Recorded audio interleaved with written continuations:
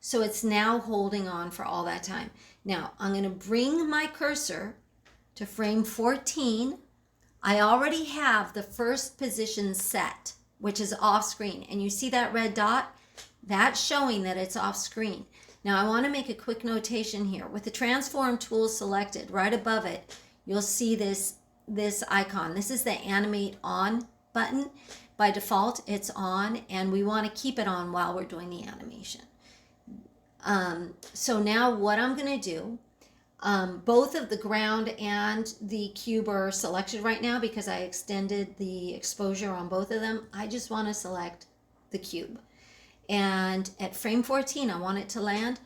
I'm going to hold shift and left mouse drag this and bring it down. Oops, bring it down a little more.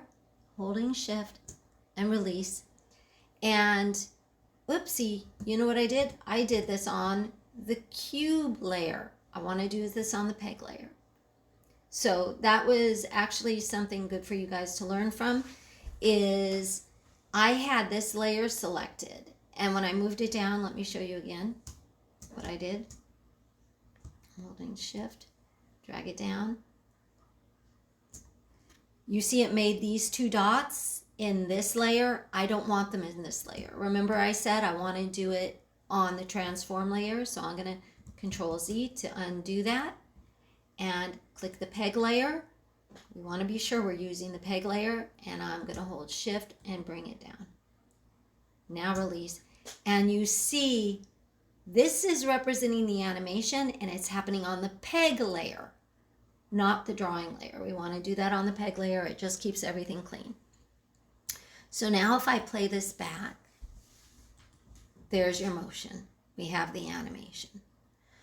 Okay, now I'm going to turn on this little icon here. This shows me the path. This is moving very mechanically. When I play this, it's moving very regularly. If I scroll frame by frame, you'll see it's moving in increments, and that is showing us, with this icon on, this is showing us the path and the spacing between the drawings. So it really is one drawing, but for sake of animation language, I'm saying between drawings, but it's very even spacing, so we have very mechanical movement. We haven't taken into account gravity. Because of gravity, this object would be moving faster as it gets closer to the ground plane. So I need to change the spacing here, and I have a tool here which is very quick and easy. In the timeline, you see this diagonal is showing here. That's showing a linear mechanical movement. If I use this drop down, this gives me options to make it more ease in, ease out, so that we have speed, like it's speeding up as it comes down. I'm going to choose the fourth one, which has the most extreme change in the spacing. And you'll notice now when I play it, watch the difference. See how it sped up as it came down? And if I go frame by frame, you'll see it's hardly moving at all in these first frames, hardly moving at all. When it comes closer, it's speeding up. You see the movement is much further, especially at the last two frames. So that's taking into the account the gravity. Now, and I want to point out, when I moved this, I held down the shift button. The reason I held down the shift button, it constrained it, so it moved straight down on the Y axis. We're dealing with axes here. This is the Y, this is the X. This is X, this is Y. Holding shift constrains it to move it on an axis very mechanically where it's not wobbling. So that's what we did there. Now, why don't I give this a little bit of squash and stretch? Also, I noticed I didn't quite have it hit the ground. So what I can do is I can just, even though I've already set this keyframe, I can reposition it just slightly down. It's real easy, and it'll just override that keyframe. So now we have that nice movement. Let's just take a look at it. Lands, and now we're going to have it slightly squash when it hits the ground. there's different ways I could do this. I could do this on this peg level, or with this peg node activated. Using the transform tool, I could scale it down and stretch it and then move it down lower. But I'm not going to do that because I want this cube to be, let's say it's like a rubber box or a rubber cube, and it has some flexibility, or even a cardboard box is going to be more flexible. If it was a concrete cube, it would just land and maybe the ground would shake a little bit, but it would not really squash and stretch. But let's just say this does have a little flexibility. It's a little rubbery. So what I need to do is I'm going to take this drawing, I'm going to duplicate it, and I'm going to slightly redraw it using my digital tools.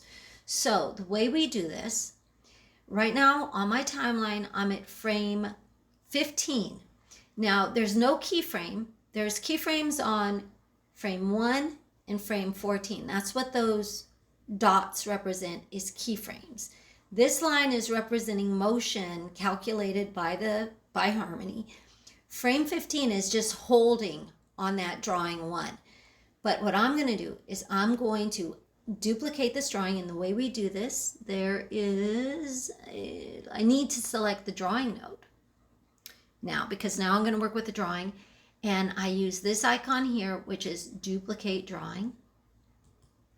I've just created another drawing, and I want to show you. I'm going to click up on this node here. This is, or this tab here for this view. This is the library. This is where we see drawings. Now drawing 1, this is drawing 1, and now I have drawing 2, which is the duplicate I just made. If I go to the ground drawing, you'll see there's only drawing 1. This slider will show me the drawings, and in here there's only 1.